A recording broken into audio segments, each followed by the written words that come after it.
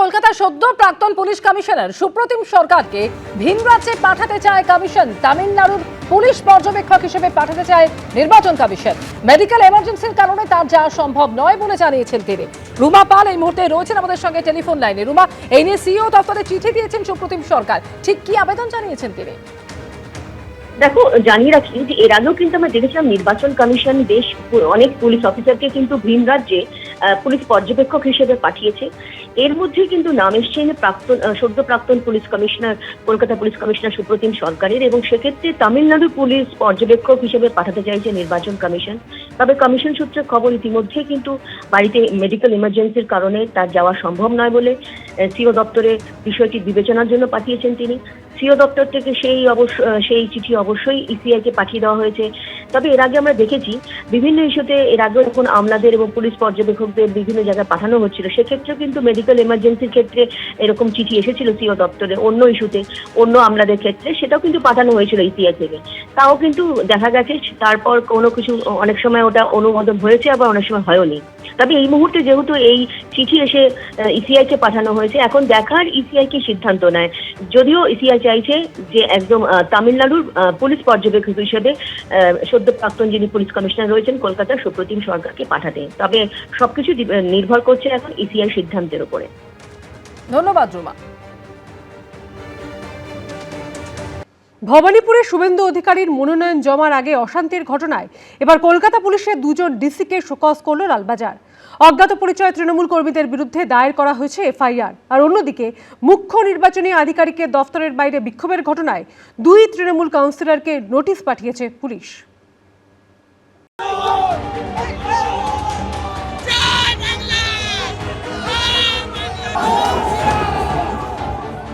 ভবানীপুরের BJP প্রার্থী হিসেবে শুভেন্দু অধিকারীর মনোনয়ন পেশ ঘিরে বৃহস্পতিবার এভাবেই উত্তপ্ত পরিস্থিতি তৈরি হয় মমতা বন্দ্যোপাধ্যায়ের গড় হাজরায়। এই ঘটনায় এবার নির্বাচন কমিশনের অভিযোগের ভিত্তিতে এফআইআর দায়ের করল পুলিশ। বৃহস্পতিবার ওই এলাকায় দায়িত্বে থাকা কলকাতা পুলিশের দুজন ডিসিকে শোকজ করল লালবাজার। বৃহস্পতিবার একদিকে যখন অমিত শাহের রোড শো চলছে, সেই সময় হরিশ চ্যাটার্জি স্ট্রিটের মুখে বিক্ষোভ দেখাতে শুরু করেন তৃণমূলের কর্মী সমর্থকরা।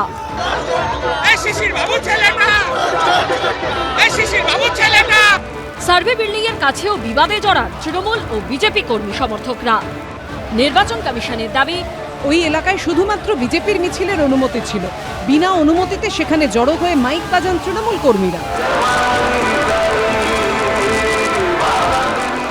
এই ঘটনায় অজ্ঞাত পরিচয় তৃণমূল কর্মীদের বিরুদ্ধে কালীঘাট থানায় একটি ও আলিপুর থানায় দুটি এফআইআর দায়ের করা হয়েছে।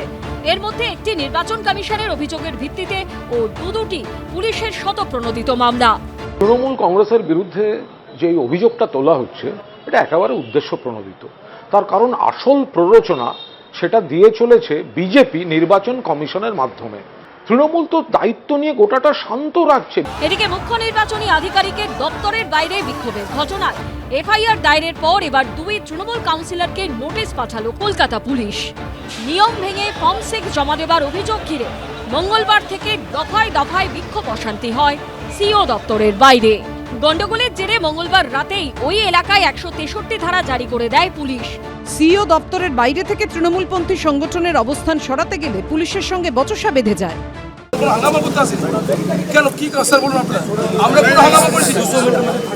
গতকাল থেকে আপনারা নিজেরাই জানেন যে ইনলিগাল ভাবে 6 নম্বর ফর্ম জমা করেছে এখানে।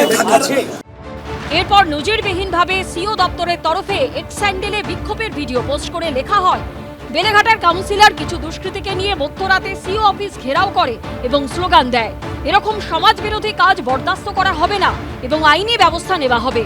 কিন্তু পাল্টা হুঁশিয়ারি দেন Trinamool councillor Sachin Singh. Election commission কি টুইট করছে, কি বলছে, তাতে আমার কিচ্ছু আসে যায় না। মানুষের স্বার্থের জন্য আমরা সবসময় দাঁড়িয়েছিলাম, সবসময় দাঁড়িয়ে থাকবো। এরপর বৃহস্পতিবার বিক্ষোভের ঘটনায় জামিন অযোগ্য ধারায় এফআইআর করা হয়, যেখানে নাম রয়েছে কলকাতা পুরসভার 36 নম্বর ওয়ার্ডের তৃণমূল কাউন্সিলর সচিন সিং, 32 নম্বর ওয়ার্ডের তৃণমূল কাউন্সিলর শান্তিরঞ্জন কুণ্ডু সহ 6 জনের। দুজনকেই নোটিশ পাঠিয়েছে লালবাজার। এখানে বিজেপি গন্ডগোল করছিল, বিজেপির কর্মীরা নেতারা বলছিল কি অপারেশন সিন্দুর করে আমাদেরকে গুলি করে মেরে দেবে, কিন্তু ওদের নামে একটাও এফআইআর হয়নি, একটাও কমপ্লেন হয়নি। থানায় হাজিরা দিতে নির্দেশ দেওয়া হয়েছে দুই তৃণমূল কাউন্সিলরকে। বিজেপির একটা মানে আরেকটা টিম, যেটা বারবার বলছি প্রমাণ হয়ে গেল। পুলিশের কাছে যাবেন আপনি? সেটা দলের সাথে কথা বলে দেখি। গোটা ঘটনায় রাজনৈতিক বিতর্ক তুঙ্গে উঠেছে। এগুলো একেবারে পরিকল্পিতভাবে এবং পরিকল্পনায় হয়েছে। ওনার যে মুখনিসৃত বাণী সেগুলো যদি দেখেন তাহলে এটা একেবারে পরিষ্কার হয়ে যাবে।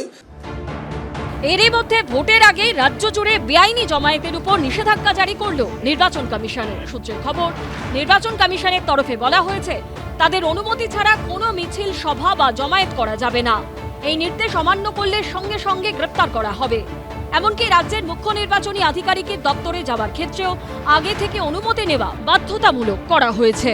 দপ্তরের কাছে তৃণমূলপন্থী সংগঠন বিএলও অধিকার রক্ষা কমিটির ধর্ণা নিয়েও সতর্ক বার্তা দিয়েছে নির্বাচন কমিশন। সূত্রের খবর, মুখ্য নির্বাচনী আধিকারিকের দপ্তরের কাছে মঞ্চ বেঁধে আবার যদি বিক্ষোভ দেখানোর চেষ্টা হয় তাহলে আন্দোলনকারী বিএলওদের দ্রুত সাসপেনশনের চিঠি ধরানো হবে। ময়ূর ঠাকুর চক্রবর্তী, রুমা পাল ও অনির্বাণ বিশ্বাসের রিপোর্ট, এবিপি আনন্দ।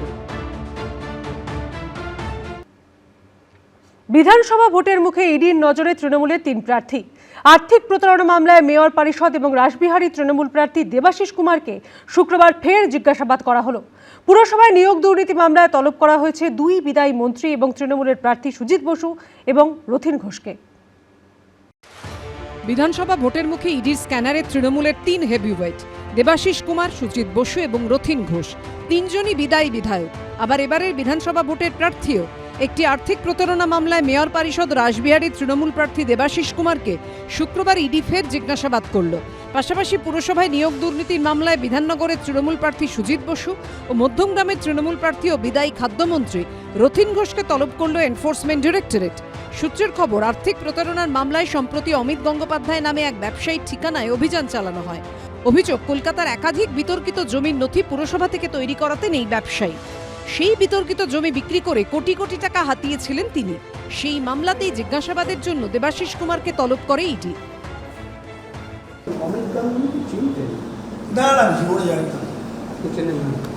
অমিত গাঙ্গুলির পার্টনাররা কোনো হোয়াটসঅ্যাপ মেসেজ করেছিল?